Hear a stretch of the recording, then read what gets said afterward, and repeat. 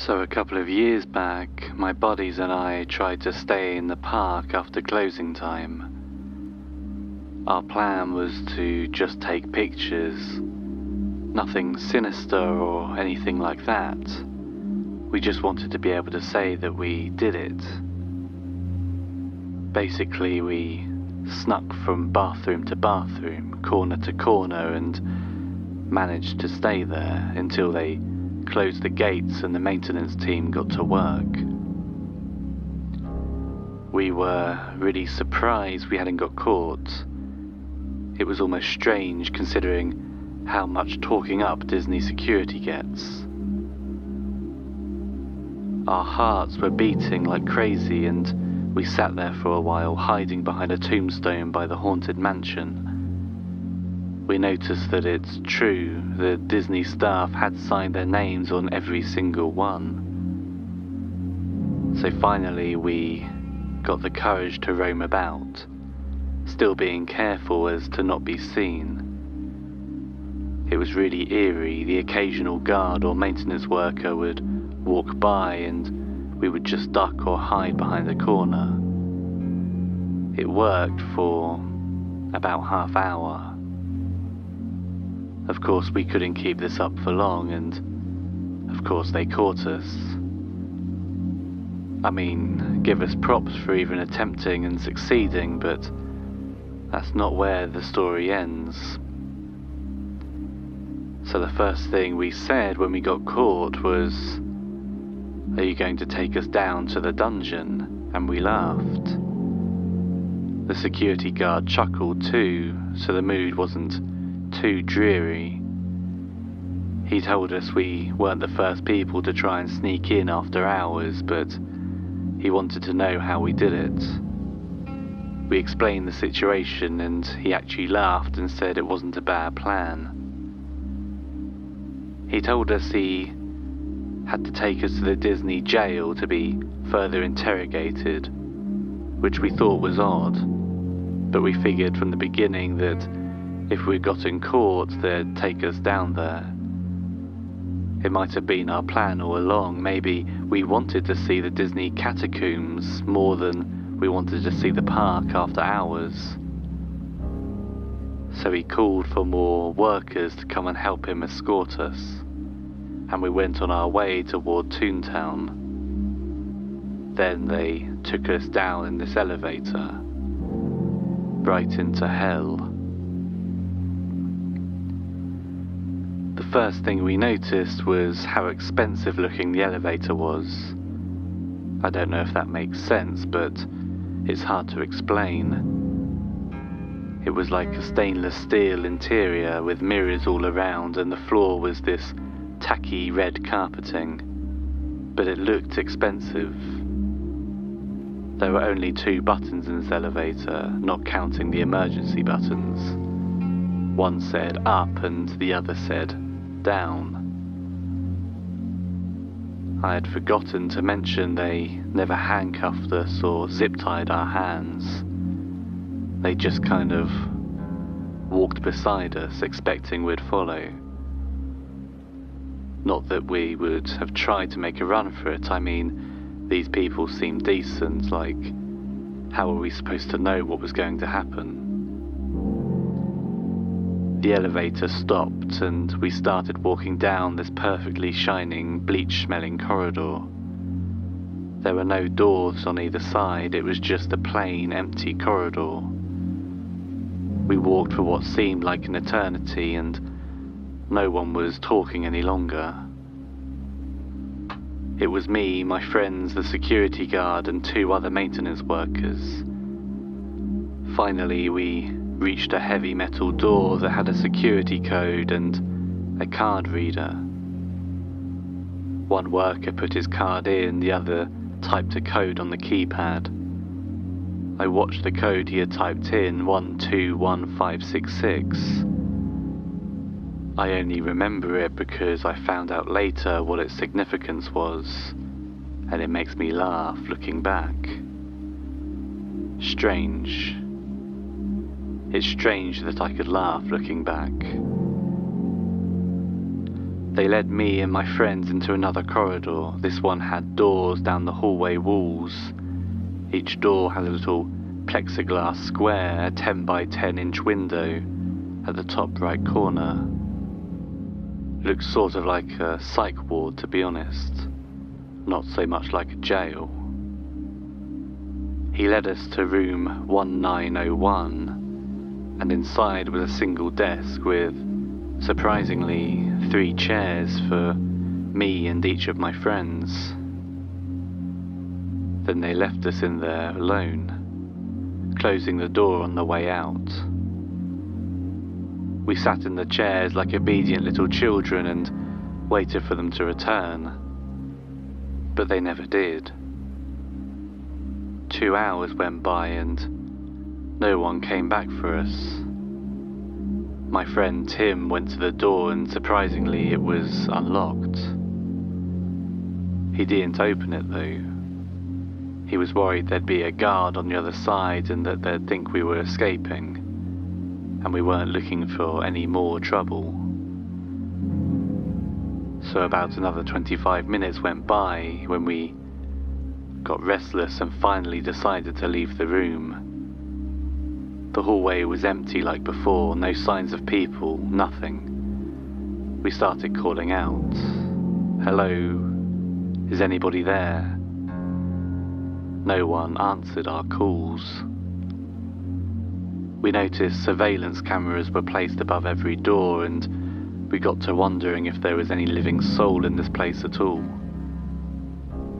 We should have left right then and there, but then again, whoever does the right things in these kind of situations? Every door looked the same, and each one had a specific number above it. They weren't in order like, say, rooms 1 to 10, they were scattered numbers. For example, our room had been 1901, but the door next to it was 1205.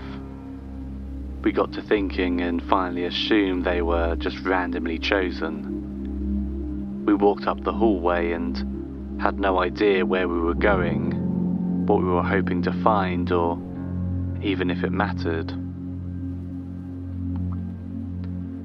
My other friend, Guy, decided we should just leave. He said that if they really wanted us here, they'd have come back, and maybe it was just a scare tactic.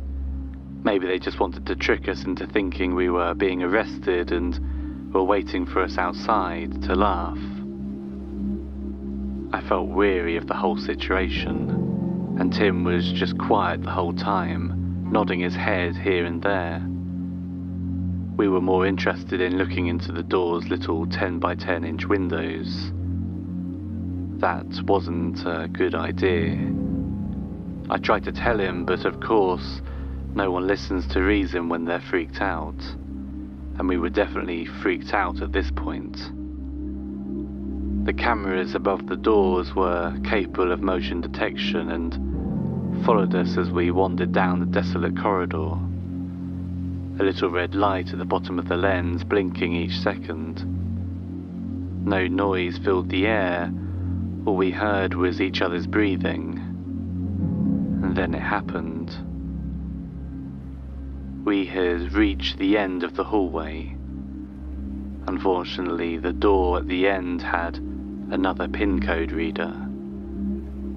I tried the PIN from before and the one I saw them type in, but it was invalid. At that moment, the lights in the hallway shut off and we heard the doors.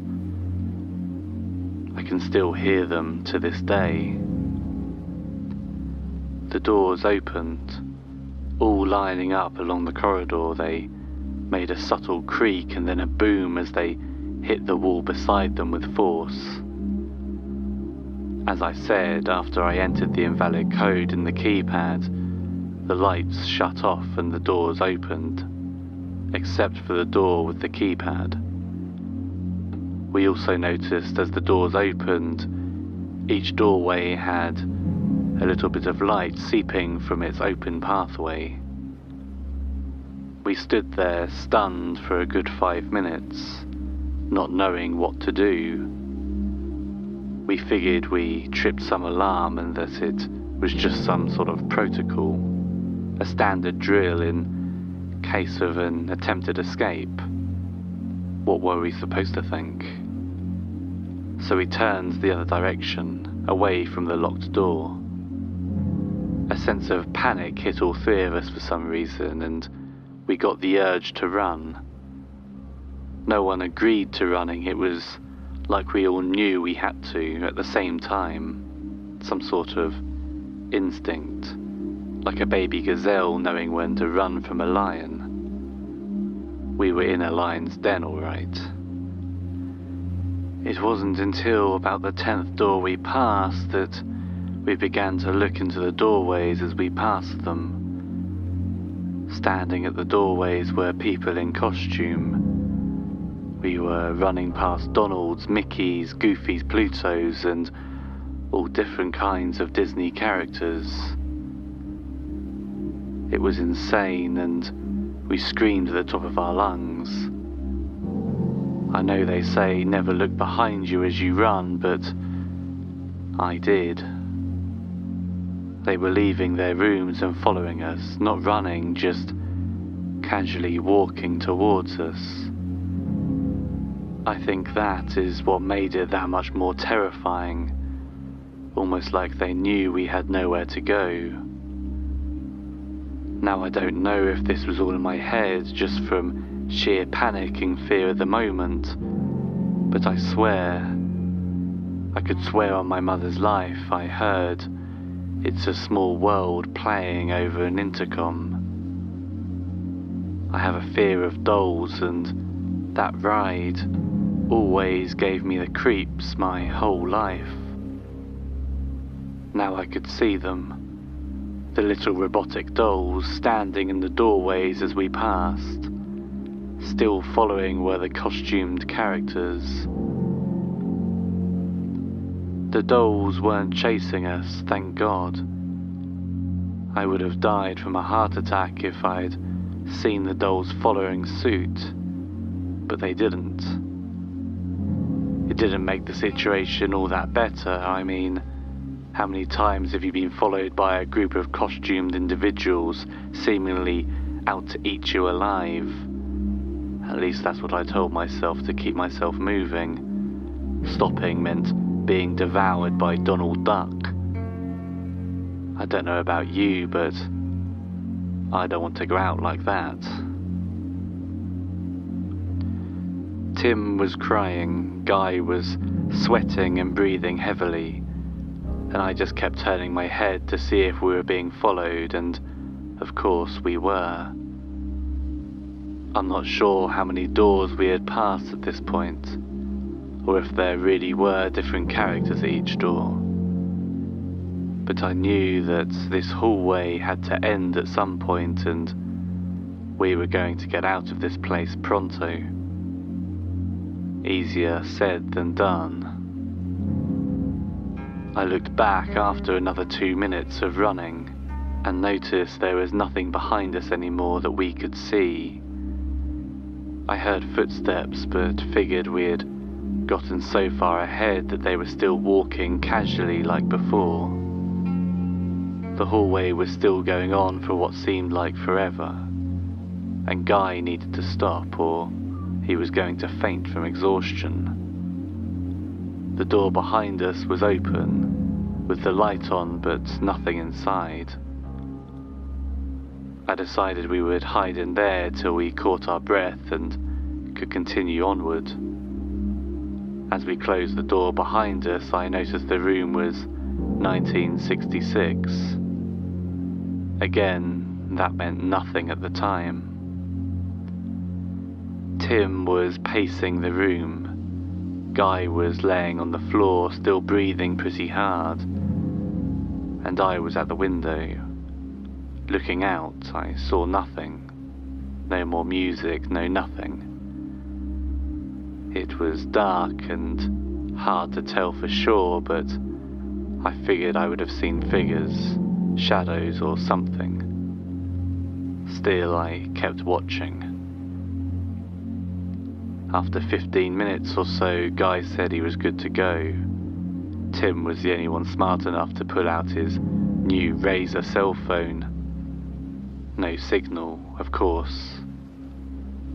He opened the door subtly, quietly, but heard no footsteps. Nothing was following us anymore. But we weren't taking chances. We got back to running. It only took us another 7 minutes to reach the door, give or take. It had no keypad and it was open. We entered the corridor from before and thank God there were no doors.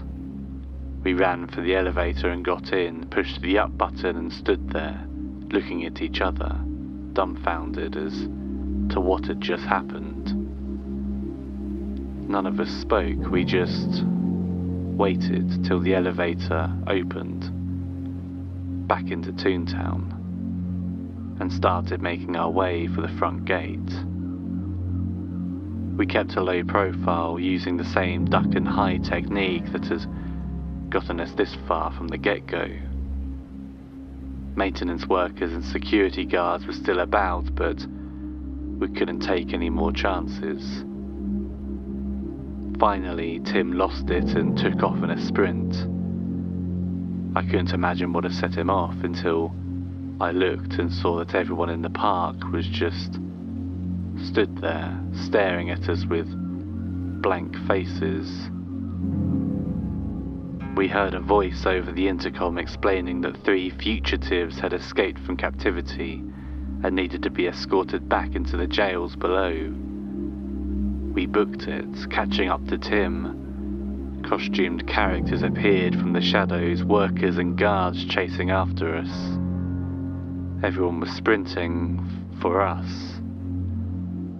I couldn't see well, but I imagined drool dripping from their jowls. They wanted us back down there. We had escaped and they were pissed. The gate was up ahead.